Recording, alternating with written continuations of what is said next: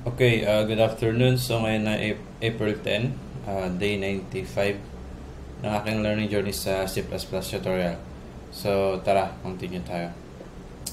Ayun, yung gagawin ko ngayon ay validation doon sa daily log inventory kapag nag-enter tayo ng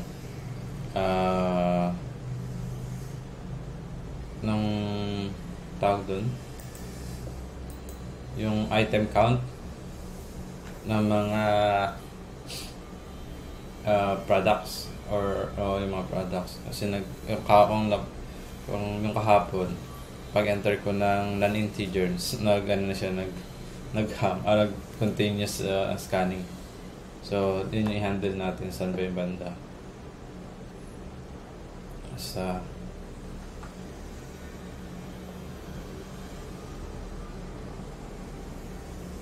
ito. So yung quantity ito yun. So dapat pag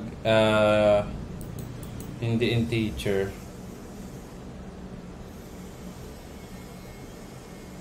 ito sa part na to enter yung quantity.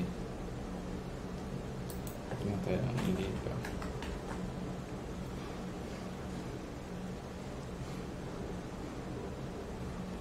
Ano ba itong product quantity?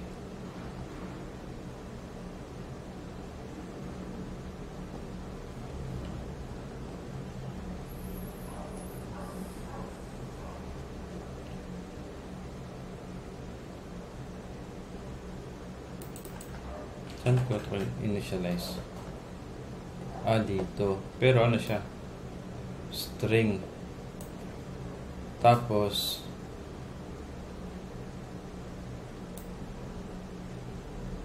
string na.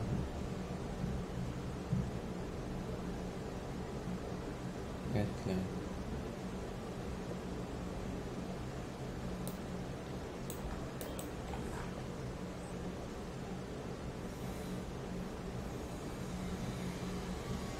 Sige daw, try ko muna.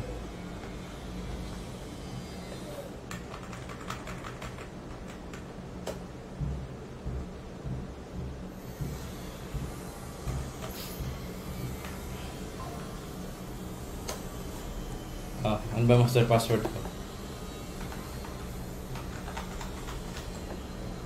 Ay, dapat pala dito nakikita. Oo nga, no? Paano kaya sa C++ yung? Sige, wait lang. Yung dapat yun, yung asterisk. Daily log.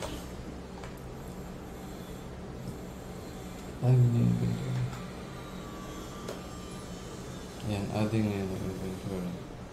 Kanya ito 30. See. Ayun, no? O, diba? Stop na siya, no? Iyak.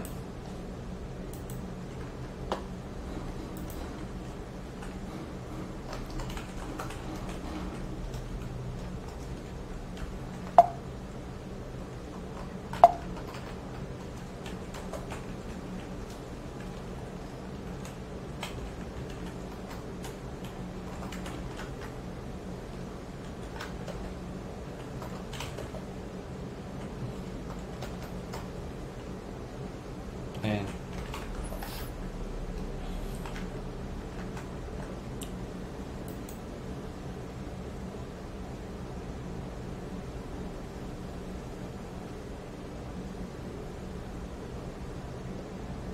Updated logs. Ano ba to? String naman.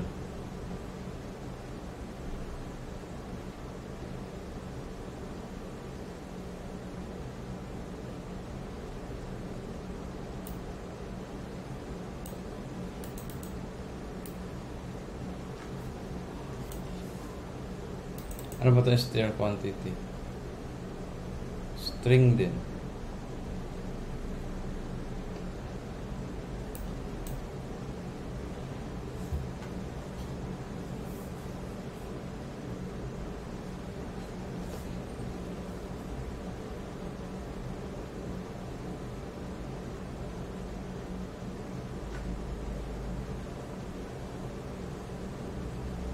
Get line.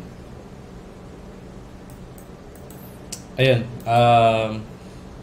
Nakakita ko nung condition ay yung pang-validate. Ito pala yung sa batch number. Ito yung parang araw ko ginawa.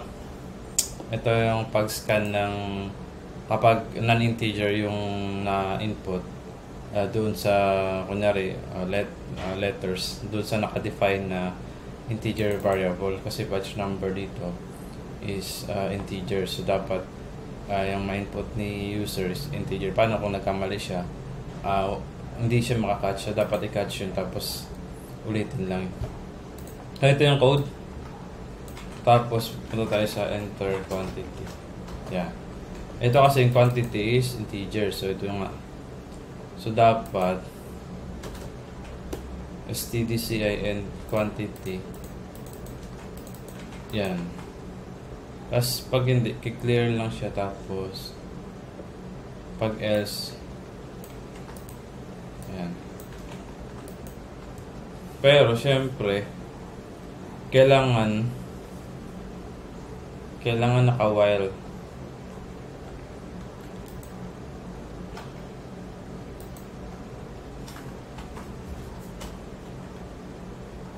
So paano ba yun dito sa kanina? Isang beses lang ba yung batch number? O isang beses lang yun eh. So dapat naka-do while tayo dito. Mag-execute muna. Tapos ito.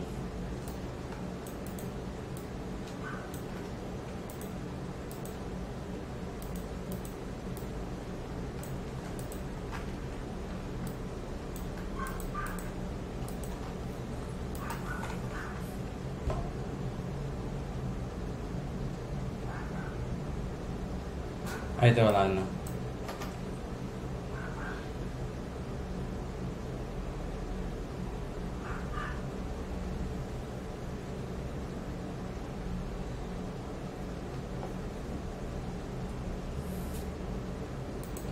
So, ang ano natin dito ay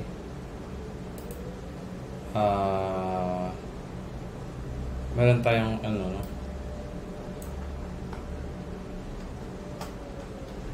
Meron tayong indicator dito na success yung ano, ay valid yung quantity. So, meron tayong boolean dito. Valid quantity. Default natin sa false agad. Tapos magiging true siya dito. Tapos if not valid quantity, tuloy lang. Dito kapag ano, may error siya dapat, no. Set notice, set error, invalid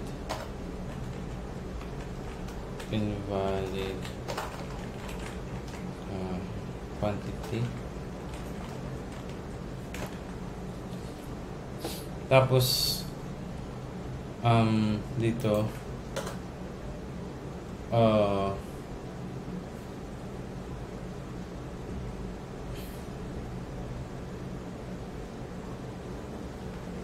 notice ata, notice.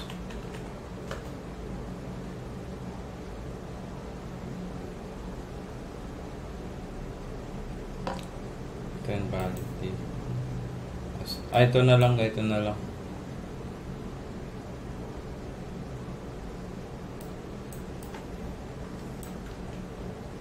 Tapos may reset ko, no? Ano ba has notice?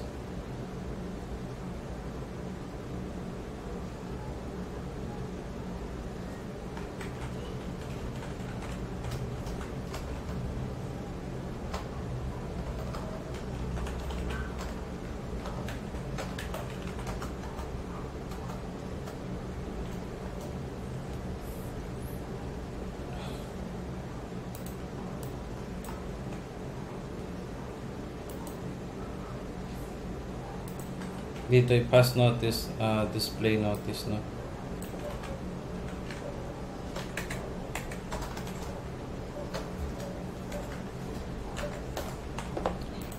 Sige daw, try.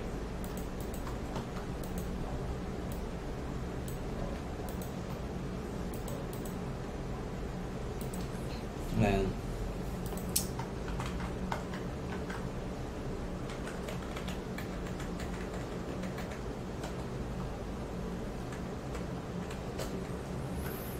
Master password 1, 2, 3, 4, 5, 6. Dapat na naka-asterisk. Try natin magtanong kay GPT mamaya. Inventory. Yan, try. Letter D. Yun. Product, pizza dough. O, inulit niya lang. Pero invalid quantity. So, yun. Okay. So, goods. Isa pa. AQ. Product, pizza. So, hindi siya mag-proceed sa next product hanggat hindi ka nakaka-type ng tamang quantity. So, 10. Oy, invalid. Ay, gawin ka jokes. So, pag 10, pag 4 invalid, okay. Ay, hindi. Okay. O, gumana pala. Gumana, nakita nyo? Pizza dough family size na to eh. Ito regular. Dito naman Coke na. Yung invalid quantity yung hindi nag-reset. So, ang gagawin ko is after display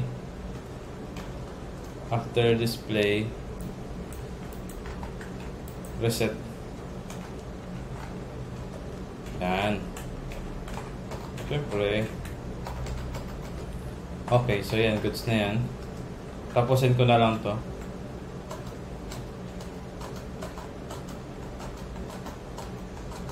Yan. Okay, so gumana pala siya, yung message lang yung hindi nag-reset ulit. 1, 2, 3, 4, 5, 6. Then log inventory. Ayan, ibang net. Yan, product. So, kunyari number. Kahit ano pa ulit. Okay. Regular to. Product, pizza. Regular. 5. Yun. So, okay na, no? So, product, pizza dough, family size. Enter quantity. Kunyari, kamali ulit. So, invalid quantity. Na naman, so, paulit-ulit lang siya sa pizza dough na ano. Pero dapat nagkakulay siya. Pero sige ka na eh. Iba-iba ulit. O, diba? Tapos, lagyan ko na ng quantity. 4. Okay. 3. So, good siya. Ay, nagkamali. O, diba? At hindi na ganito. So, yun. Goods na. So, dapat pa after nung ano, no? Meron tayong after nitong meron tayong set success notice. Ano bang magandang message doon? Daily log inventory SP successfully logged. Yan, subok, isa pa. Oops, kulang tayo ng semicolon. Always.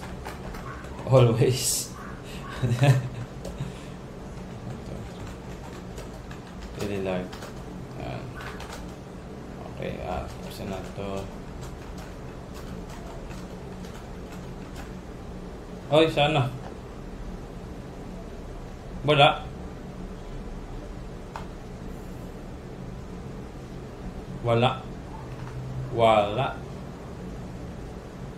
Tag inventory. Seryoso?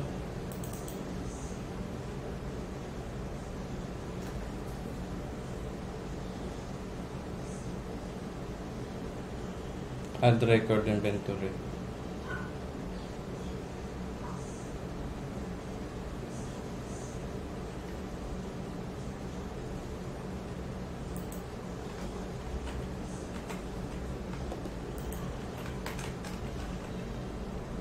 Ito. Ay.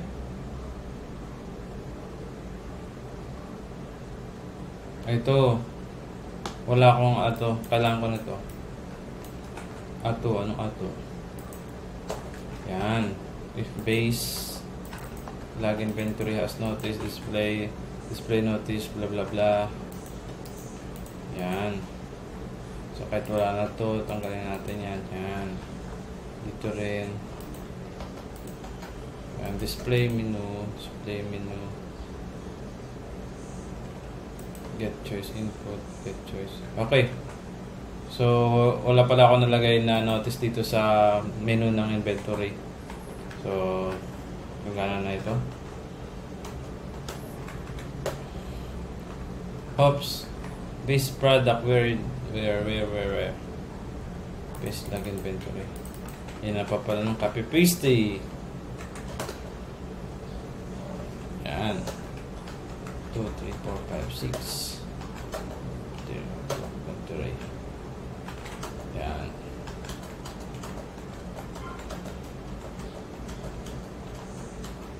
Yun. Daily log inventory has been successfully logged. Okay. So goods. Okay, so meron tayong success din. So goods tayo dyan. Tapos na-validate na natin. Which is dito na yung bago. Ano bang intent? So ito na, ang dami natin data dito. Ang dami nalagay. 17. Ano mga intent? Sobrang dami oh. Ito yung mga nag-bug. Pero babarahin ko muna yan. Babarahin natin ulit. Ulit tayo. O, pwede kang burahin, di ba? Pag pwede kang pag-admin ka, saglit lang din, burahin lang. Exit. 1, 2, 3, 4, 5, 6.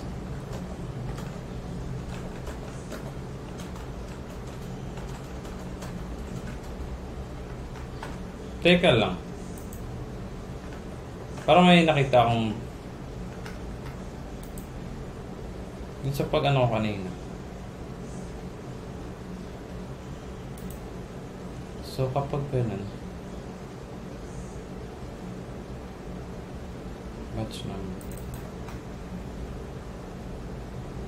batch number isa pa rin. Hindi naman hindi naman nagbaba. So doon na yun. Okay lang. Okay, so ito na. Okay, gumana naman na maayos. So ngayon try ko kasi kung medyo mahirap siya, stop na natin. Pero kung hindi naman, try ko muna. Kung makita ko agad, idagdag ko na lang. So, hi GPT. Ano bang English nun? C++. How to convert user input to asterisk or password input. Paano ba? Tama ba ang akin You can directly achieve this because it doesn't build add character type. However, you can achieve password input behavior using platform specific. Common approach, many platforms to use specific libraries or function. Wow.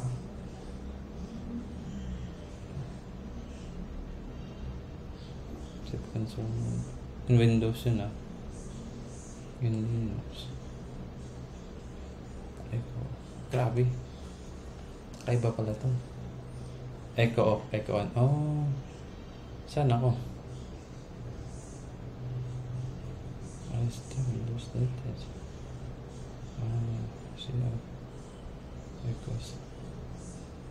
Turn this. Is there any alternative?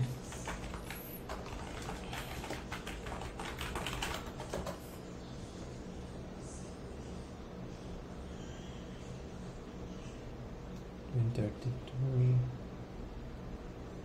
Good.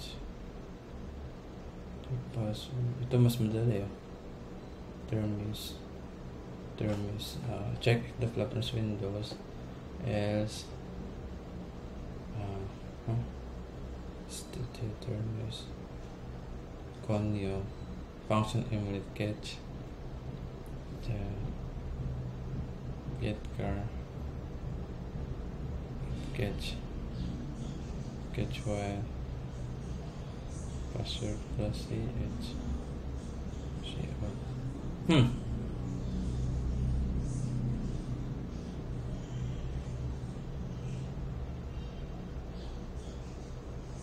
parang strip ko tong isa.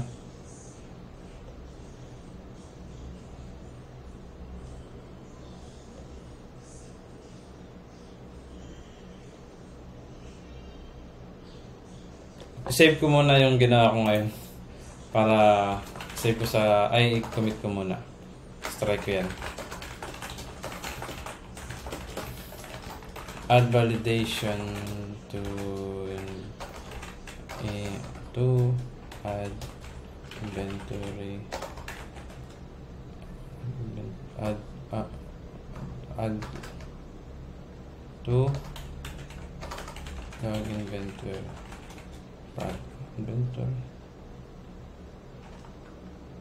to log table inventory.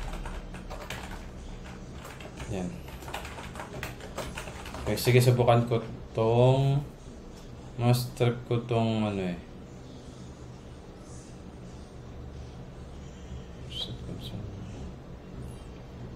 restore console center password. Kasi yung dito sa main, ito naman sa pinaka-base up eh. Dito ba yun? Dito yung make master password. So master password. So dito sa part access granted. Ito yung master password. As notice. Dito ko siya isasingit. Pero for Windows,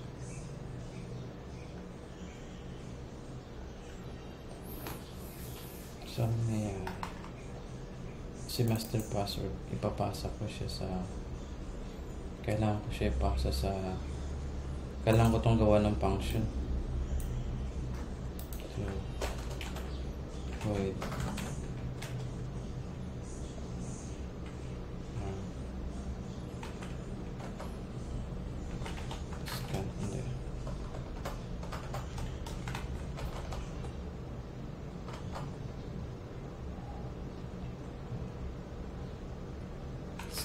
master password. Hindi, string siya dapat.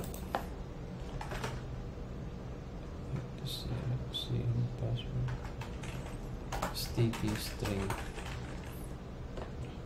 Tapos, ka-address yan. Password na lang. Address. Ayan. Pwede naman dito sa tapos dapat return ko yung password. Hindi dyan ko kasi ilalagay eh.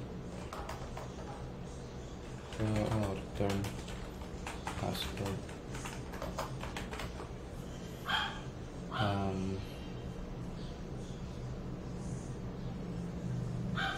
I-comment ko muna to, no? So, master password. So, kunwari, diba, master password. Master password equals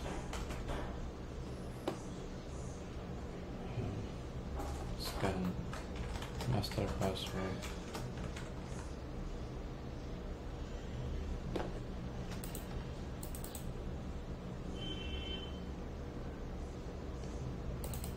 Dito pala. Dito ko na siya ilalagay. Hindi ko na kailangan ng address, no? Kasi diyan ko nga pala siya ilalagay. So, scan master password. Ako na mag dito ng password. Kunyari, 1, 2, 3, 4, 5, 6 na. Return ko muna. Dapat mag-print ko yan. TTC out.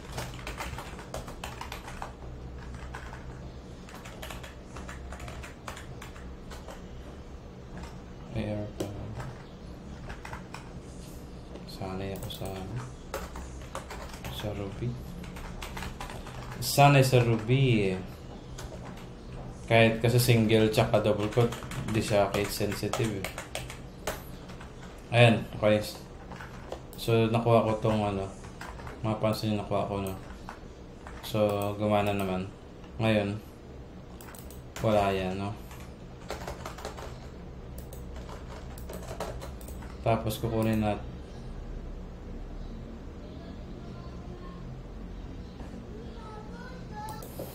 So, yan. Master password. Ang gagawin ko. Ngayon, kukunin ko ito yung kay ChatGPT.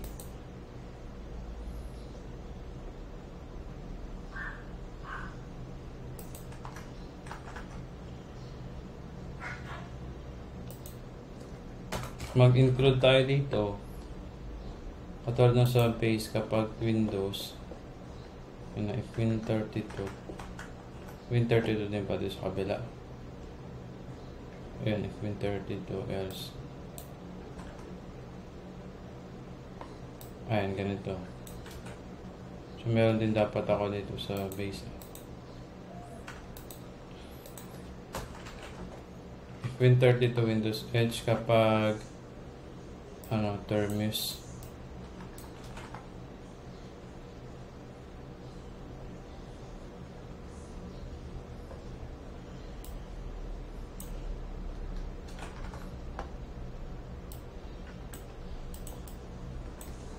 Yan, Terminus.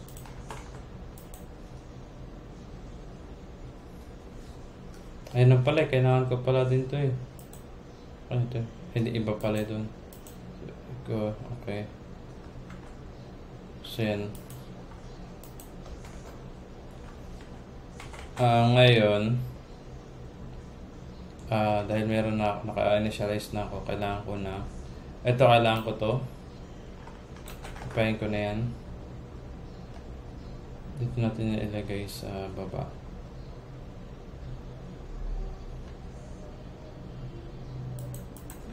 Para sa Linux to, no?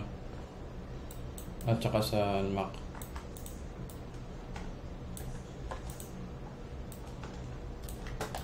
Sa Windows din na kailangan, no? Ito, echo off ko. So, kailangan ko yung pag-scan ko ng password. Which is ito. At ilalagay ko dito. Grabe, puro copy-paste ako.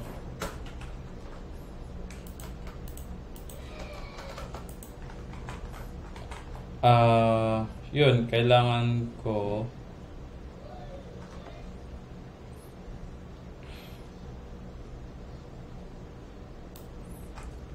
pa ng mag-if ako ulit. Pwede ba yan dito?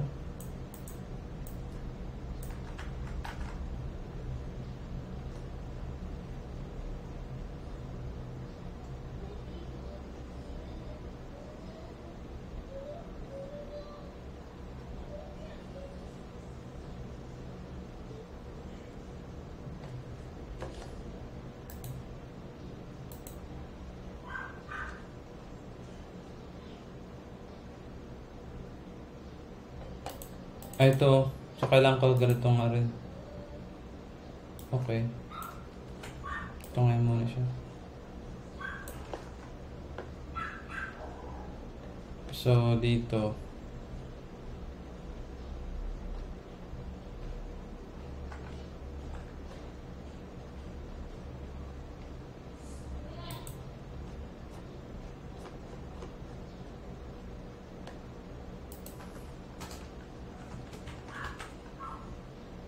Dito ko na lang. If Win32 tapos else tapos and if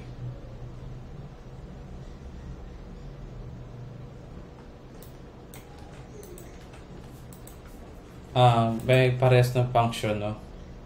Which is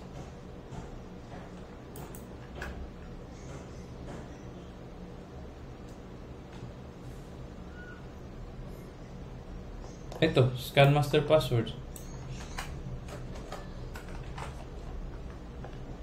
Ito pag sa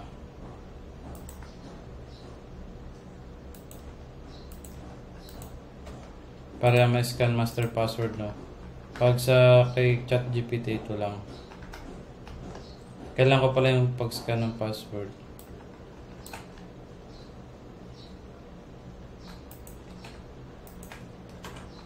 Pero ang kailangan ko ay, sana gumana. Ito kay Linux, ito. I-echo off ko daw, tapos echo on. Katapos.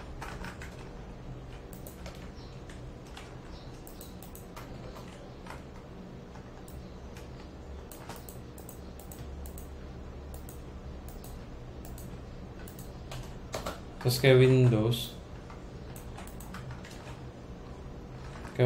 paano?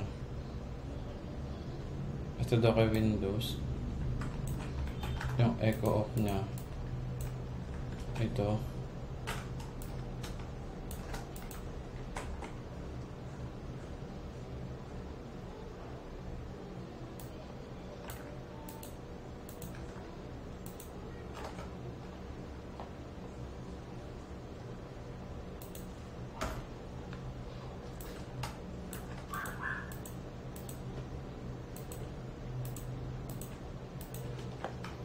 Tapos yung close nya ito.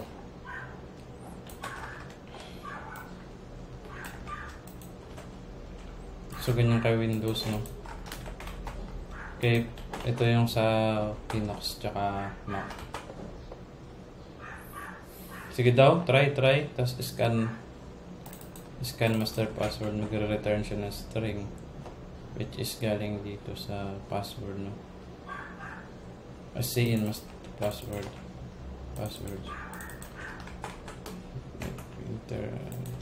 Okay. Tapos dito sa scan password, dapat ma-scan ko yung yan, tapos yan. Uy, walang error, ah. Sige daw. Ito. Ano siya? Hindi na siya mga parang ganun din. Nag-type ako ngayon, ah. Tapos pag-enter ko ito. Okay. So niya. Kumana siya. Enter master password, diba? Kasi pag sa mga terminal, di ko alam siguro sa Windows or hindi, kasi pag sa hindi na ipapakita yung asterisk. Nagta-type ka, kahit nagta-type ka, pero automatic kinukuha niya yun, yung in-invisible niya lang. Ganun yung pag nag-type ng password sa terminal. So ngayon, at least nag-type ako ngayon. So enter ko lang. So ito. Teka. 1, 2, 3, 4, 5, 6. 1, 2, 3, 4, 5, 6. Okay, so ngayon, gumana. Dahil gumana na siya. Malupit. Malupit. So ngayon, nilalagay ko na siya dito. Sa ito. Palitan ko na siya nito. Yan. Nadali mo, boy. So, yan. Kapag equal siya doon, access. Pag hindi, type tayo ulit. Okay ba yun? Okay ba yun? Try daw.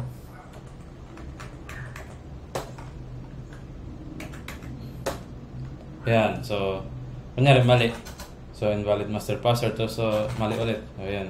Yung tama na. 1, 2, 3, 4, 5, 6. Oh, ayos! Astig. Astig, bebe. Yan lang pala yun, eh. Grabe talaga secure. So, palitan ko na muna. Pause ko muna, tapos palitan ko. Yan, pinalitan ko na siya. I-clear ko lang. Nandito na yun sa NV. Sa NV ko na file. Pero, syempre, di nyo na makikita dito. Tapos, pag pinush ko to, di nyo na rin makikita yan. Kasi nga, unless buksan ko to. Pero yan. Ngayon, iba na yung password ng din yung 1, 2, 3, 4, 5, 6. So, try ko. 1, 2, 3, 4, 5, 6. So, invalid na siya, no? So, 1, 2, 3, 4, 5, 6. Wala. So, ito na yung tama. So, yun. Ay, grabe na. Secure. Astig. Astig. So, exit. Okay. So, yun. At least, nagawa natin ngayon yung validation sa daily log inventory. Tsaka yung sa pag-secure pa ng password. Siyempre, para yung gamitin natin yung built-in ng mismong terminal. na kapag nag-type ng password, dapat naka-hidden or asterisk. Okay? So yan, hanggang dito na lang yung tutorial nito at bukas, di ko pa alam kung anong bukas ang sasabihin ko na. Okay? Thanks. Bye.